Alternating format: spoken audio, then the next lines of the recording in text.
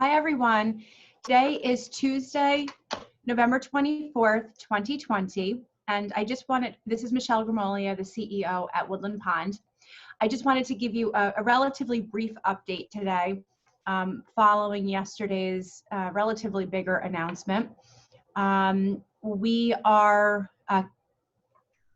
sort of continuing to reassess our plans on campus based on an uptick in COVID cases in Ulster County, in New Paltz, and a recent run of positive cases on campus in staff, and one in an independent living resident.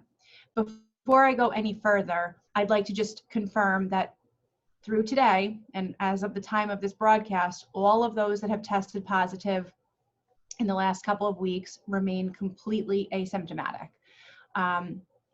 It doesn't matter in terms of how we treat the positive cases, but it is important for you all to know that. What I have learned over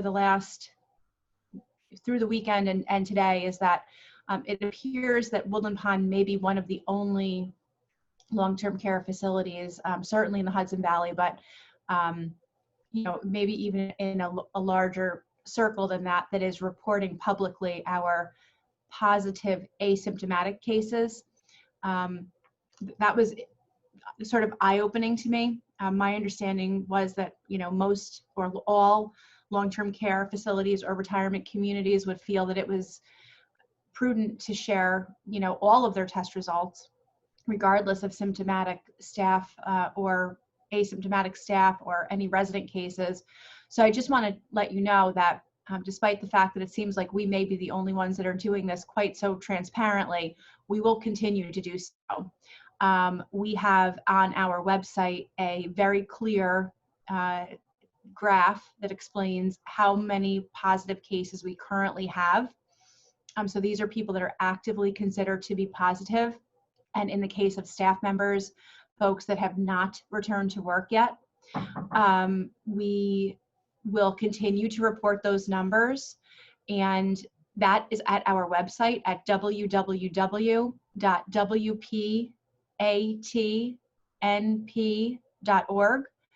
Again, that's www.wpatnp.org. So where are we today? We have no new positive tests, knock on wood, since we spoke yesterday. I just ran some of the numbers. Since last Friday, we have conducted almost 260 staff member tests, a combination of rapid and traditional PCR tests. And we are awaiting results on a good amount of those, but we have performed many tests of staff. We have performed retesting of 100% of our skilled nursing and assisted living staff. And we have tested a number of independent living, I should have said 100% of our skilled nursing and assisted living residents. We, of course, are testing all the staff, and some have tested multiple times since Friday. And then we've tested a good number of independent living residents as well. So we will be looking forward to getting all of those results in over the next several days, and we will continue to update the flag on our website with any new case counts. We also will be tracking positivity rates here on campus. That clearly is an indicator that is being utilized by a number of decision makers at the municipal and regulatory level. So it's very important that Woodland Pond also be tracking that. So we will be having that information be available. On our Facebook page today, I'm going to be posting my contact information. And for any folks that would like to receive my written updates as they're issued, they're usually once or more per week. Lately, it's been much more often. I will add you to our distribution list. I'm willing to add anyone from the public to that list or any stakeholder from Woodland Pond. So I'll put that information on our Facebook page today. And of course, my contact information is on our website as well. what I would like to do is talk about some things and questions that have come up from residents and family members since the weekend. First and foremost, I cannot stress enough how absolutely critical contact tracing is in the process of us trying to reduce transmission risk at Woodland Pond. Every staff member, every resident, all of us need to be keeping good records on who we are having contact with. We are finding that each time we have a positive case, folks are having trouble identifying who they have had contact with in the last 14 days. 2 weeks is a very long time, and especially in these days. So I must ask all of you to please keep a record of who you are interacting with each day. Now, if you're in the health center and you're interacting with staff, we have access to those records. So you don't need to worry about writing down which aide you worked with or which therapist or which dietary aide. But if by chance you had an encounter with somebody that was out of the circle of care, and certainly independent living residents and all staff really need to be contact tracing. You can use a calendar, you can use your smartphone, you can use the contact tracing log that we have available at Concierge. Just call and we will send a copy to you. Some of you have asked if I have an Excel version, and I do. So if you'd like me to send you that, just send me an email or call me, or call Concierge, and we will email you an electronic version so that you may do your contact tracing that way. The next thing is, yesterday in my memo, I asked, sort of pleaded, and let you know that at this point in time, we only want residents to be going to urgent, medically necessary appointments off campus.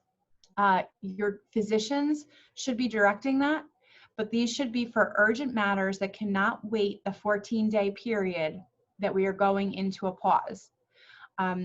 As you know, a number of the positive cases, or the positive cases that came back yesterday, all were among or related to our transportation system. So we have had to take some of our drivers out of rotation. So that's factor number one. But the bigger factor is that we are on a quarantine. So your routine podiatry exam, your routine physical therapy appointment, those things should not be happening right now. There is too much risk in New Paltz. New Paltz in general has the highest rates of COVID in all of Ulster County by a long shot. So we are on quarantine. New Paltz and the surrounding areas, there are cases everywhere. So those things that can be put off for the 2-week period of time that we are looking at should be put off. Please, this is for the good of yourself, myself, our staff, and this community. It's very, very important, and I cannot emphasize enough how much the cases have gone up in New Paltz and in Ulster County. It's just, it's very risky. So I'm asking that of all of you. We have just received, and this is less than an hour old, updated guidance from the New York State Department of Health requiring even more rigid requirements of all long-term care residents that leave campus. And it came in so recently that I have not yet had a chance to really absorb and figure out how we are going to proceduralize these requirements across the campus. But suffice it to say, the state has taken what was a recommended 14-day quarantine for anyone leaving campus, certainly for the holidays, but also for visits to the emergency room or the hospital. They have kicked it up a notch and are now requiring that facilities do get written acknowledgments from the residents and from their loved ones if they're leaving campus about the risks and the fact that New York State is recommending that you do not leave campus. we actually will have to collect those. We are going to work on how that's going to apply to independent living versus the health center. And they are also now requiring that anyone that leaves campus for one of these qualified trips off campus is, in certain cases, the resident is going to need to have a negative test before returning to campus at all. And in all cases, the guidance is telling us that residents that return to campus, in addition to the 14-day quarantine, are also going to need at least three negative tests during that 14-day quarantine. So this is brand new information. What I have just explained is what the state has put out. We have not proceduralized it yet at Woodland Pond, but I will be working with my team today to completely proceduralize that, and then we will be in touch with you if you have plans to go off campus. This is obviously timely for folks leaving for Thanksgiving. So we know it's urgent, and we will be working on it just as soon as I am done with this address.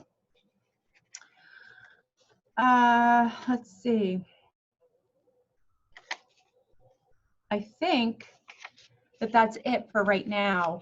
I wasn't initially planning on doing another address tomorrow, but given the fact that we do have so many pending test results and the fact that this new guidance has come from New York State, and we potentially could have some process changes for those going off campus, I we should do this again tomorrow. It's an available time slot, and as always, this will be available for re-airing on our YouTube channel just in a little bit of time here. I will send the link out in my daily email to folks with that information. So I will be in touch very soon, and I hope you all have a chance to get outside today if possible and enjoy the sun.